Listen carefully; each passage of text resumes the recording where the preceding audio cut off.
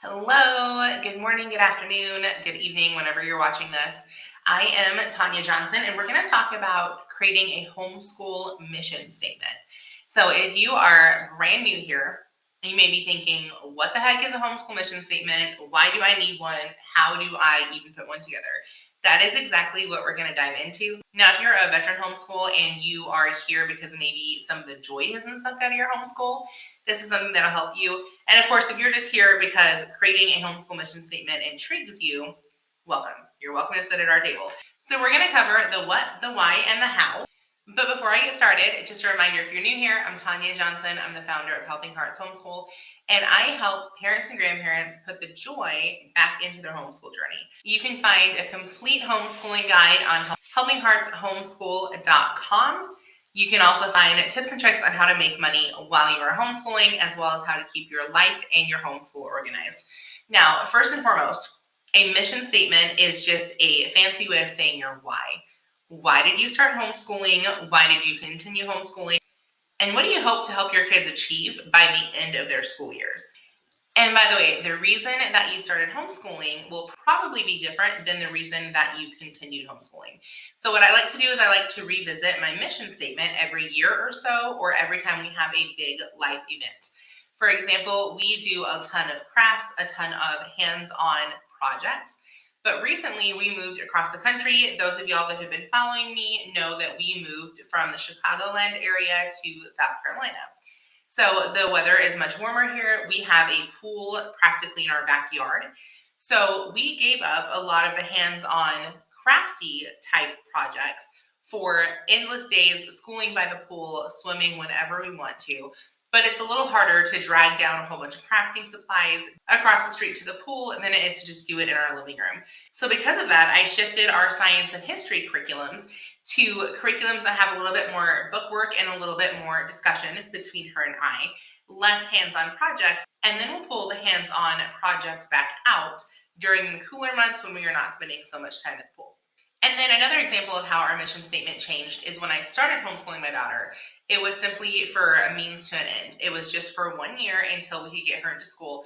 So my main focus was just making sure that she kept on grade level and she was ready to start kindergarten, knew her numbers, how to write her name, all the things that you need to know going into kindergarten. Now, obviously, 5 years later, we're still homeschooling, clearly fell in love with it, but my why now is much different than my why when I started.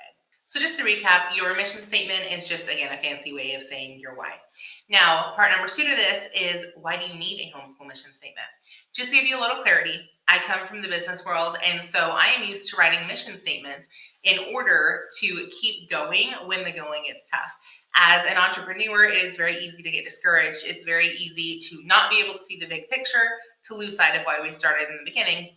So we look back on our mission statements in order to keep the business flowing when we don't feel like keeping it flowing. And a homeschool mission statement is going to be much the same way.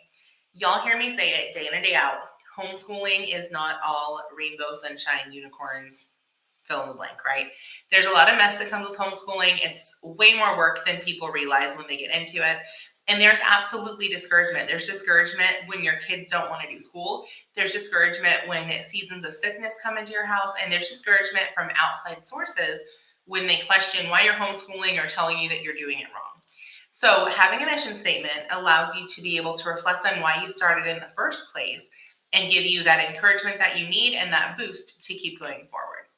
Now, this is something I wish I would have done in the beginning, but I just told you I did not set out to homeschool for the long run, so I did not write out a homeschool mission statement until 2 to 3 years in. Now, keep in mind when you're setting up your homeschool mission statement that you want to make sure your why is in line with biblical principles when it comes to child rearing. So what I did and what I would suggest you doing is writing out your mission statement, letting it sit for a week, 2 weeks, 3 weeks, praying over it, tweaking it as God leads before you put it on the final draft. Now, part 3 to this is just putting the mission statement together. And I'll be honest, it is a lot simpler than people think that it is initially. And what I've done is if you go over to the corresponding blogs, just click the link down in the description area and you'll be able to see the blog and see all the freebies. I've put together a step-by-step guide for you to create your own homeschool mission statement completely for free.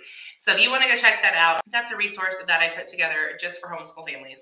And it even comes with a few pieces of really cute stationery so you can feel confident writing out your final draft and posting it somewhere in your house. So now that you know what a mission statement is and why it's important that you have one in your homeschool, now there are two pieces that you need to do in order to put one together for yourself. The first one is brainstorming. All you're going to do is write down all the reasons why you are homeschooling. Now, this could include the reasons that you started. It could include the reasons that you kept going, and it can also include some things that are not important to you. So I'm going to share with you my list, and if you go over to the blog, you can see the list in black and white. You can also see our finished homeschool mission statement if you'd like to see how we put it all together. So at the top of our list for reasons why we homeschool is to help my daughter develop a personal relationship with God. That is not something that she's going to get in a public school, and most private schools or Christian schools. They just have so many kids that they are focused on that, yes, they may teach personal evangelism, but they're not going to get that one-on-one personal relationship like you can foster as a parent. So that is something that when we are looking for Bible curriculums, I'm not looking for the curriculum that is basically, setting up a Sunday school in my house. I'm looking for the ones that teach more the apologetics and how to have that deep relationship and know what you believe and why you believe it versus just the cute stories. I also want to help her learn to love learning. And with that, recognize that learning does not just happen in the four walls of a classroom. Learning happens every day and everywhere. So we do lots of field trips. We do lots of off-location learning. And I really want to make sure that the learning is enjoyable and fun for her so she carries it out through adulthood and she continues the process of learning. It's not something that I want my daughter to look at and be like, oh, as soon as I get done with 12th grade, I am done with school forever. I want her to develop a strong parent-child relationship versus strong peer-to-peer relationships. Now, that does not mean that I don't want her to have friends. Those of y'all that know my kid know that she's probably the most social kid in her age group. But I don't want there to come a time where she views her peers' opinions as more important than her parents' opinions. Now, if you've not read the book, Hold On to Your Kids, I highly recommend. I'm going to put it on the screen up here. It is a little bit of a deep reading. It's not super lighthearted, if that makes sense, but there are so many good resources in there. There's so many good tips and tricks on how to keep that child-parent relationship forefront in your child's mind. Another thing I wrote down is I want her to learn how to persevere when things are hard. That means just because there's a subject that she doesn't want to do, it doesn't mean we just throw in the towel and don't do it. On the flip side, we do a lot of controlled child-led learning, meaning if there's a subject that she wants to explore further, we absolutely do that. Now, we don't 100% do child-led learning where we only discuss the topics that she likes, because one day she's going to have a job and that's not going to be reality. She's going to have to learn some skills and have to learn some things that she may not want to learn, but they're going to be necessary things. Now, keeping in line with that, we want to make sure that she has all the tools in her toolbox to become an entrepreneur if she wants to. Now, I will not discourage her from working a traditional 9-to-5 in whatever career field she wants to go into. I want to make sure that if she decides to go down the path of running her own business, that she understands what all that entails. And then furthering into that subject, I want her to know that being an adult doesn't suck. I know that does not seem like a reason to homeschool, but so many adults talk about how, they wish they could have stayed as kids and adulting just sucks and all the things that float around social media and just all the things that are filling our kids' heads of why would they look forward to growing up if adults just complain about their life. I want her to understand that adulting can be so much fun. She can create her dream life. It just comes down to if she puts in the work to be able to live a life of freedom.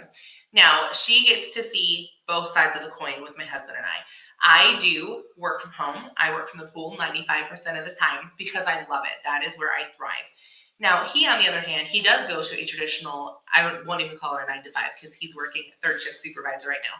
But he works a career that he really enjoys. He did the work from home thing for a little bit. That was not for him. So I want her to see both sides. You can have a thriving career where you go work for somebody else, or you can have a life of freedom where you work for yourself. And there are pros and cons to both of those. And I think she sees that firsthand. Yes, she sees all the coolness that mom gets to do with her job, but she also gets to see the 3:00 mornings that come sometimes because I didn't get my deadline met.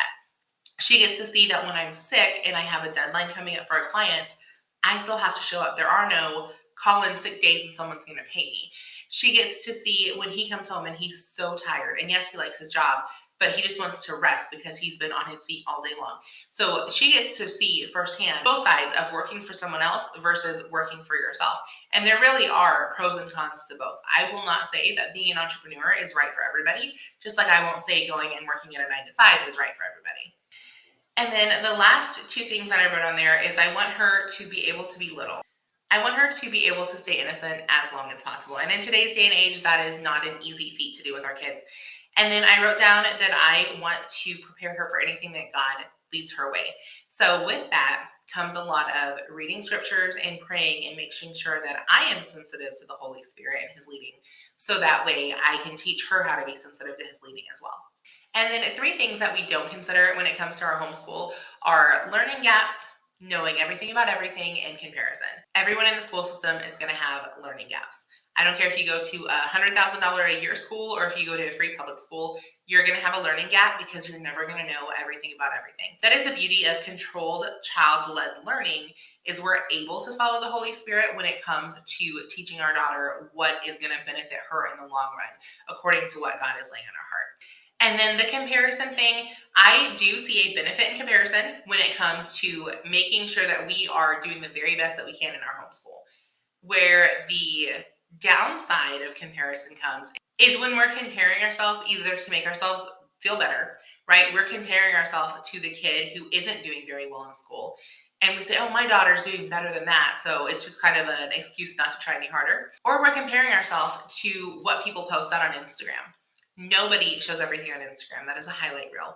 I've been a homeschool influencer, if you will, for the last 5 years.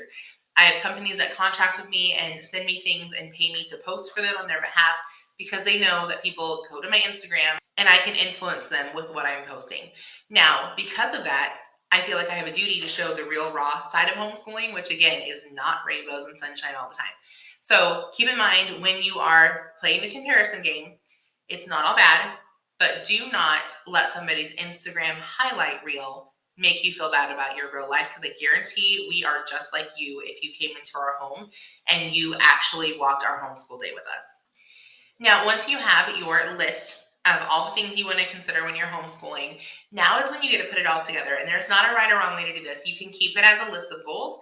You can write it out in 2 to 3 different sentences or 2 or 3 paragraphs, or you can even have a whole page out there. It 100% is what you and your family want to do when it comes to how you display your mission statement. Now, keep in mind, if you head over to that homeschool blog, then you can download that Homeschool Mission Statement guidebook completely for free. And you can get all the stationery and all the cute things so you can make your own mission statement and you can post it up in your living room or your schoolroom or anywhere that you'd like and share it with your friends and family.